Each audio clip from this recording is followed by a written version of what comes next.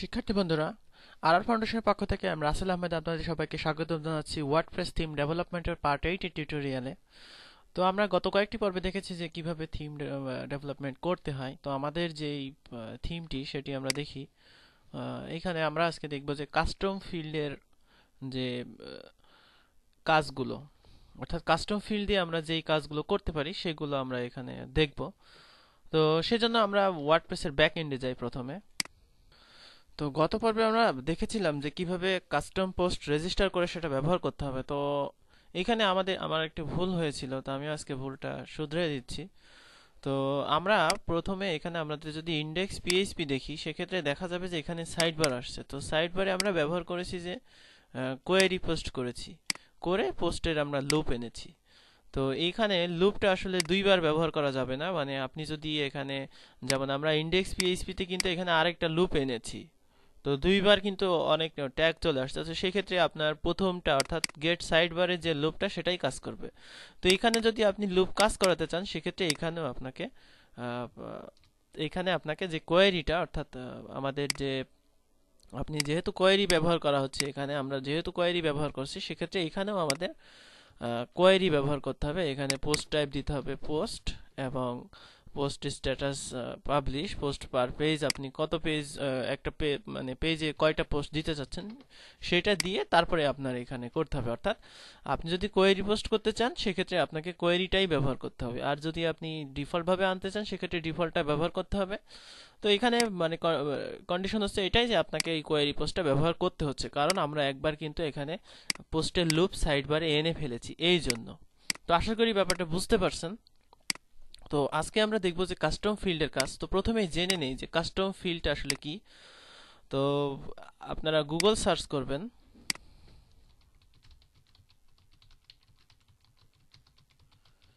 What is custom field WordPress. দেখবেন যে ওয়ার্ডপ্রেসের এখানে আপনার যে ওয়ার্ডপ্রেস কোডেক্স আছে, সেখান থেকে আপনাকে কাস্টম ফিল্ডে যে এটা কি জিনিস, এটা কি করে করতে হবে, এই জিনিসগুলো আপনাকে এখানে বলে দেওয়া আছে। এখানে কিভাবে ব্যবহার করবেন, যেমন এখানে আপনার হচ্ছে কাস্টম ফিল্ড এভাবে ব্যবহার করতে হয়, এবং সেটা কিভাবে থিমে ব্যবহার করবেন সেটা আমি আজকে দেখাবো আপনাদের। তো কাস্টম ফিল্ড হচ্ছে, আমি একটা পোস্টে যদি যাই, মনে করুন আমাদের এই যে টাইটেল অফ পোস্ট, এই পোস্টটাতে যদি যাই, এইটাতে যদি আমি কাস্টম ফিল্ড ব্যবহার করতে চাই, সেক্ষেত্রে কিন্তু মানে ডিফল্ট ভাবে কাস্টম ফিল্ড এটা নাও থাকতে পারে। অর্থাৎ আপনি এই যে স্ক্রিন অপশন আছে, এখান থেকে কাস্টম ফিল্ডে যদি টিক চিহ্ন ডিফল্ট ভাবে উঠানো থাকে, আপনি এখানে টিক চিহ্ন দিয়ে নেবেন, সেক্ষেত্রে এখানে কাস্টম ফিল্ড চলে আসবে। তো এখানে দুটো কাস্টম ফিল্ড দেওয়া আছে, আমি এগুলো মুছে দিলাম। তো আমি চাচ্ছি যে এখানে আমরা আমাদের নিজেদের যে কাস্টম ফিল্ড সেটা ব্যবহার করব। তো এইরকম আপনারা স্ক্রিন দেখবেন। তো ডিফল্ট ভাবে আমি ইউআরএল নামে একটা স্ক্রিন ব্যবহার করি, এবং ইউআরএল এখানে আমি চাচ্ছি যে google.com। তো আমরা চাচ্ছি যে আমাদের যে থাম্বনেইলটা এটা google.com এর লিঙ্কিং হবে। অর্থাৎ আমরা কাস্টম ফিল্ড এখান থেকে দেব, এক একটা পোস্টের এক একটা ইউআরএল আমরা এখানে দেব।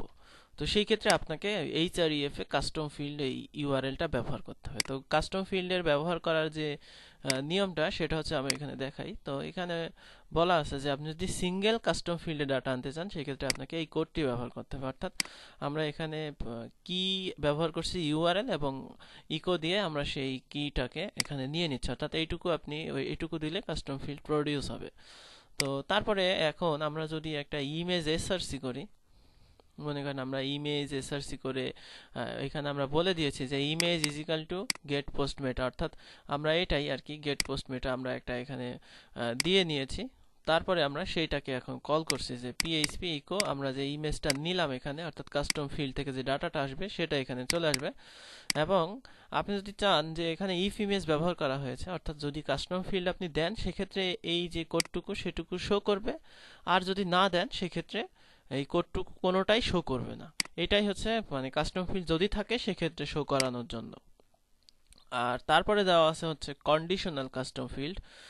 সেটা হচ্ছে, ধরুন আপনি চাচ্ছেন যে যদি কাস্টম ফিল্ড দেওয়া থাকে, সেই ক্ষেত্রে আমার ইমেজের লিঙ্কিং হবে কাস্টম ফিল্ড যেটা সেটা। আর যদি না থাকে, সেই ক্ষেত্রে আমার পোস্টের যে লিঙ্ক সেই লিঙ্কটা হবে। সেই ক্ষেত্রে এখানে আমি এটা ব্যবহার করেছি যে পিএইচপি ইউআরএল, যদি ইউআরএল আমি কাস্টম ফিল্ডে ডাটা উল্লেখ করে দিয়েছি, যদি এখানে বলা আছে যদি ইউআরএল হয় সেক্ষেত্রে ইউআরএল, এবং এলস যদি না হয় সেক্ষেত্রে দ্য পারমালিঙ্ক, এভাবে আসবে। তো চলুন দেখি আমরা কিভাবে এটি ব্যবহার করতে পারি। তো তার আগে আমি এখানে আমাদের যে পোস্টের লুপ, অর্থাৎ এই লুপেই তো আমি আনতে চাচ্ছি। তো এখানে মনে করুন আমি একটা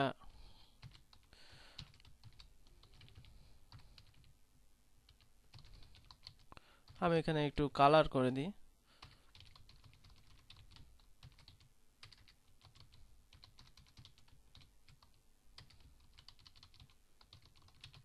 যাতে বোঝা যায় আর কি। তো আমরা চাচ্ছি এখানে প্রত্যেকটা পোস্টের কাস্টম ফিল্ড আমরা নিয়ে আসব। তো আমরা সিঙ্গেলটাই আনার চেষ্টা করি। সিঙ্গেলটা যদি নিয়ে আসতে চাই সেক্ষেত্রে আমাদের এই কোডটা আমি এখানে ব্যবহার করলাম। তো এইখানে আমি চাইলাম ইউআরএল এ যা থাকবে সেটা এখানে এইভাবে শো করবে, অর্থাৎ এখানে আমি কিন্তু ইউআরএল এ দিয়েছি। এখন যদি আমি রিফ্রেশ করি সেই ক্ষেত্রে দেখা যাবে যে আমাদের google.com যেটা সেটা কিন্তু চলে আসছে। তো খেয়াল করুন এইখানেও লাল চলে আসছে কিন্তু কোনো ডাটা আসেনি, অর্থাৎ আমার ফ্রেমটা আসছে কিন্তু কোনো ডাটা আসেনি, অর্থাৎ এইটাতে আমি তো কাস্টম ফিল্ড দেই নাই। তো আপনি যদি এইটা ফিক্স করতে চান যে আমার টোটাল কোডটাই আসবে না, সেই ক্ষেত্রে আপনাকে এই যে এটা ব্যবহার করতে হবে, অর্থাৎ যদি কাস্টম ফিল্ড থাকে সেটা ব্যবহার করতে হবে। তো কেমন সেটা মনে করেন আমি চাচ্ছি যে এখান থেকে আমি এটা কপি করে নিয়ে আসি। তো এটা আমি এখানে রাখলাম। তো আমি চাচ্ছি যে এখান থেকে যদি ইমেজ থাকে, অর্থাৎ ইফ ইমেজ, সেই ক্ষেত্রে আমার এখানে শো করবে কোনটা, এইটা।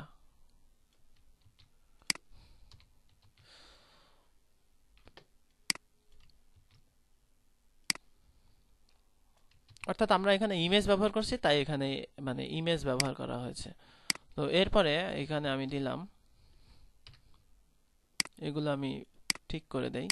ফেসবুক থেকে কোডগুলো নিয়ে আসার কারণে এগুলো মানে এলোমেলো হয়ে গেছে।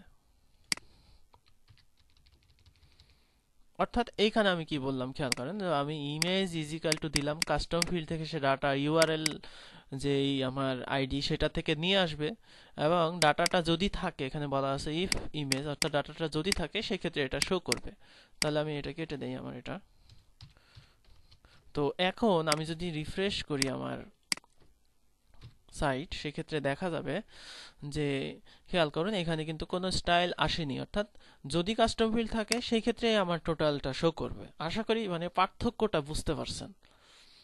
তো এরপরে আমরা দেখব যে কন্ডিশনালটা কিভাবে আমরা ব্যবহার করব, অর্থাৎ যদি কাস্টম ফিল্ড থাকে সেক্ষেত্রে একটা ডাটা, আর যদি কাস্টম ফিল্ড না থাকে সেক্ষেত্রে আরেকটা ডাটা। তো সেইটা যদি করতে চান সেক্ষেত্রে আমরা এই কোডটা নিয়ে নিই এবং আমরা এইগুলো কেটে দেই, অর্থাৎ আমরা এটা নেব না। তো এখানে আমি যে কোডটা ব্যবহার করেছি সেটা হচ্ছে,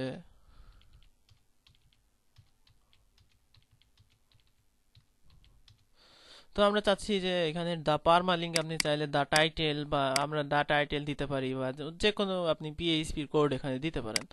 তো এখানে আমরা চাচ্ছি যে এইটা যদি আমি কপি করে নিয়ে আসি এবং এইটা আমি এখানে যদি দেই, সেই ক্ষেত্রে কি হবে, আমরা যদি এখন খেয়াল করুন আমি এটা রিফ্রেশ করব, রিফ্রেশ করলে দেখা যাবে যে আমার এইখানে কিন্তু মানে পোস্টের পারমালিঙ্ক আসছে, অর্থাৎ এটাতে আমরা কাস্টম ফিল্ড দেই নাই, তাই কিন্তু পোস্টের পারমালিঙ্ক আসছে। আর এটাতে আমরা কাস্টম ফিল্ড দিয়েছি, অর্থাৎ কাস্টম ফিল্ড দিলে তো সেটা আসবেই, আর যদি কাস্টম ফিল্ড না দেয় সেটা এই ক্ষেত্রে শো করবে।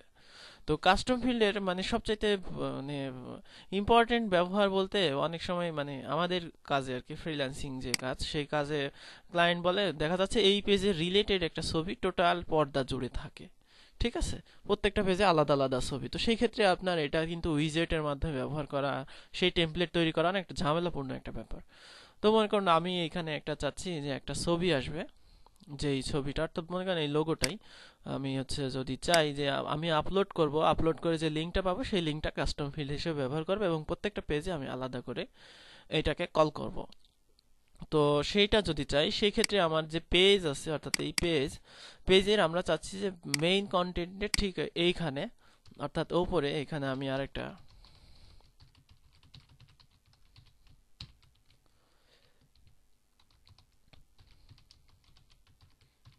পেজ হেডার ইমেজ নামে একটা নিলাম, এখানে আমি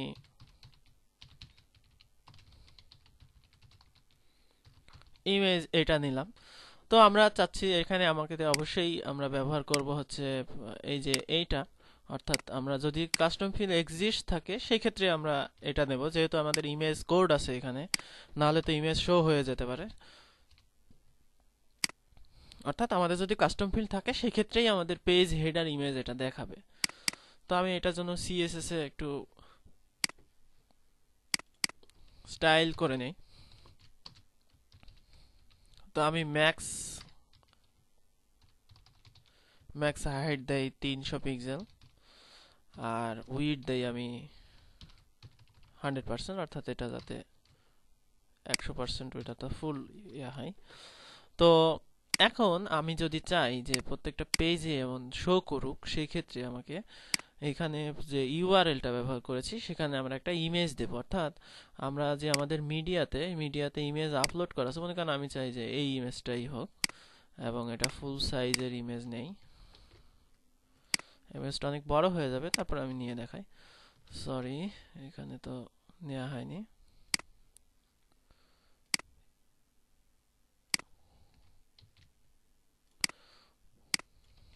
ও, আমরা এটা দিব হচ্ছে পেজে, অর্থাৎ আমাদের যে এই যে পেজটা আছে এই পেজটাতে আমরা দেব, বা আমরা এখানে ফুল উইডথ যে পেজটা, সরি আমি তো ফুল উইডথ টেমপ্লেটে করিনি, নিউ পেজ যেটা সেটাতে আমরা দেব।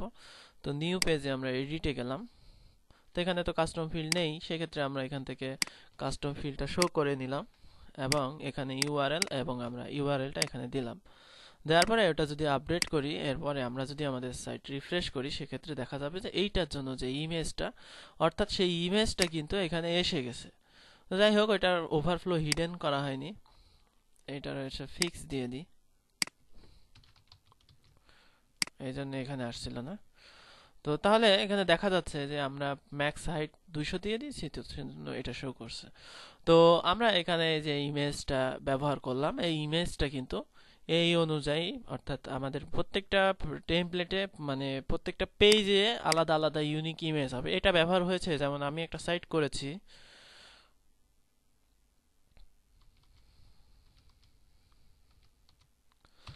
এই সাইটটাতে আমি যদি যাই, দেখা যাচ্ছে এখানে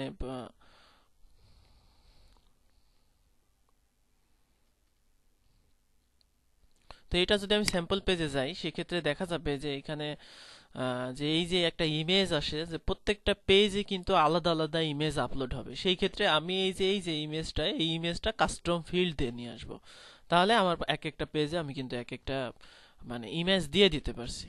তো আশা করি বুঝতে পারছেন। তো এটা হচ্ছে কাস্টম পোস্টের প্রথম টিউটোরিয়াল এবং টিপস। কাস্টম পোস্টে আরো অনেক অনেক অনেক কাজ আছে, যেই কাজগুলো আমরা আগামী টিউটোরিয়ালে শিখব। তো আশা করি প্র্যাকটিস করবেন এবং এই টিউটোরিয়াল দেখে আপনার উপকার হবে। ধন্যবাদ সবাইকে, আল্লাহ হাফেজ।